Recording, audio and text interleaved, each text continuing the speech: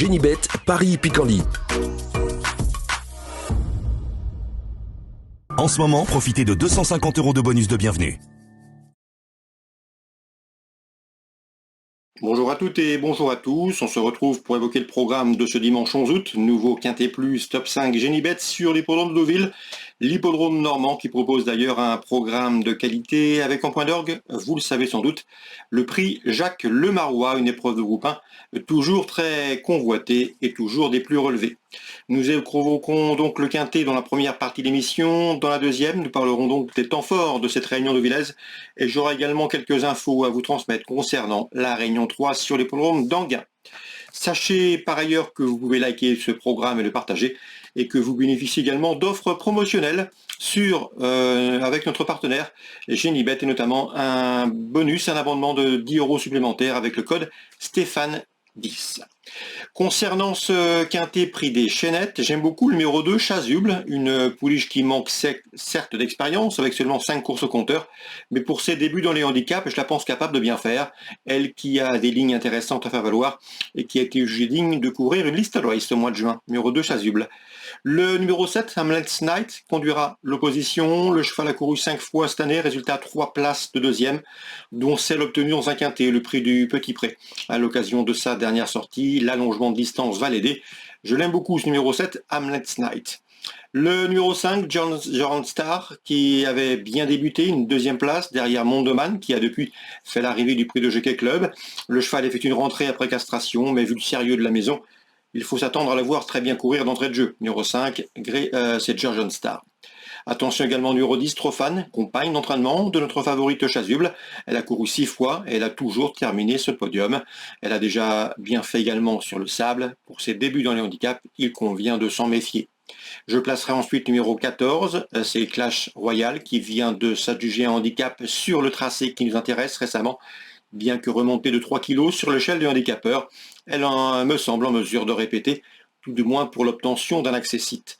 Le numéro 9, Model Maker, reste également sur des performances intéressantes. J'avais bien aimé ses débuts à la test. Le bémol la concernant, eh bien, c'est son manque d'expérience. C'est également des débuts sur la PSF et c'est aussi un numéro en dehors dans les stalles, mais à part ces paramètres, il convient de lui accorder une note de méfiance. Numéro 13, Fit of Fear a été façonné dans le sud-ouest par François Rohaut pour ses débuts dans les quintés. Je la pense capable de bien faire, elle qui effectue un long déplacement pour rejoindre l'hippodrome de Deauville où elle est entraînée en sud-ouest. Attention à elle, elle doit pouvoir bien faire à ce niveau, les tailler en tout cas pour réussir dans ce genre de tournoi. Le numéro 1, c'est Arpenteur qui devra composer avec le top weight. Il devra rendre du poids à ses rivaux du jour, mais il a signé 2 succès lors de ses 4 dernières sorties, notamment une victoire dans un handicap au mois de juillet. Le cheval a été remonté de 6 livres sur l'échelle des poids. Cela dit, il ne faudrait pas être surpris de le voir lutter pour les accessites dans cette rencontre. Résumé chiffré pour ce quintet de Villers. Le 2, le 7, le 5 et le 10 devant le 14, le 9, le 13 et le numéro 1. En calendrier partant, on pourrait s'intéresser au numéro 8, c'est Class of Mower. On se retrouve désormais pour les coups de cœur. En ce moment, profitez de 250 € de bonus de bienvenue. Voici désormais mes informations et conseils de jeu pour ce programme du dimanche 11 août.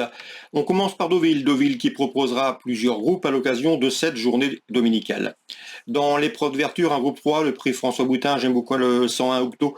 Le cheval a réalisé de début victorieux, il est désormais invaincu en 2 courses courues. Rien ne s'oppose à une confirmation de sa part, les impressions visuelles étaient bonnes. Dans le prix de Gontaut-Biron, nous retrouvons au départ un cheval de premier plan, c'est le 202 à Hakim. Souvenez-vous, il y a 2 ans, en 2022, il avait terminé 4e du Jockey Club, 4e également du prix de l'Arc de Triomphe, avant de connaître des ennuis de santé. Il vient de faire sa course de rentrée dans la coupe. Et à mon avis, ici, il a l'occasion de renouer avec la victoire en valeur pure. Il n'a rien à envier à ses rivaux du jour, le 202 à Hakim. On lui posera principalement le numéro 3, Phil of Flame, lui aussi un cheval de premier plan.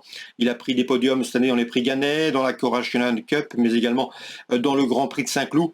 Le bémol concernant, c'est peut-être la distance, c'est un peu court pour lui qui s'est spécialisé depuis quelques mois sur 2400 mètres. 202, 203 dans le prix de Gontaut-Biron, belle course en perspective. Dans le prix Jacques Lemarois, le groupe 1 du jour, j'aime beaucoup le 406 Inspiral. Cette jument va tenter un triplé historique. Elle a en effet remporté les 2 dernières dernières éditions de ce groupe 1. Un triplé historique puisque jamais réalisé et même jamais tenté. Elle en a les moyens, même si sa dernière prestation n'a rien d'exceptionnel. Quoi qu'il en soit, elle a été préparée pour ce rendez-vous, elle est invaincue à Deauville. Et le triplé est envisageable, le 406 Inspiral, une course à ne surtout pas manquer. Dans ce quatrième rendez-vous, je pense que le Britannique, le 403 Charin, est un rival de taille. Le cheval a laissé une bonne impression à l'occasion de sa victoire enregistrée dans les Queen Anne Stakes à Ascot. 406, 403, les Français, à mon avis, ont fort à faire dans ce prix Jacques Lemarois édition 2024. Dans le prix Minerve, j'aime beaucoup le 603 Gala Real, qui a été jugé digne de courir le prix de Diane récemment, au printemps. Elle trouvait ici l'occasion et une opposition dans ses cordes. L'occasion lui donnait donc de reprendre le cours de ses victoires. On lui opposera principalement le 608 Vigatata et le 609 Mosaïque, difficilement dissociables. Elles ont en effet terminé dans cet ordre sur le podium du prix de Royaumont, une épreuve de groupe 3. 603, 608, 609, mes trois préférés pour le prix Minerve. On ouvre maintenant la page d'Anguin, la Réunion 3. Dans la première, j'aime beaucoup le 101 Griffon d'Or de Poli, qui a bien gagné en pareille société, celle des drivers amateurs, dernièrement à la Capelle, confirmation attendue. Et dans la troisième, sachez que j'ai pu discuter avec l'entraîneur Laurent Kobiche, qui présente le 315 Kendall. Le cheval est au mieux, il vient de s'imposer plaisamment au Sable d'Olonne. Il sera de nouveau pieds nus. Son mentor en escompte une confirmation.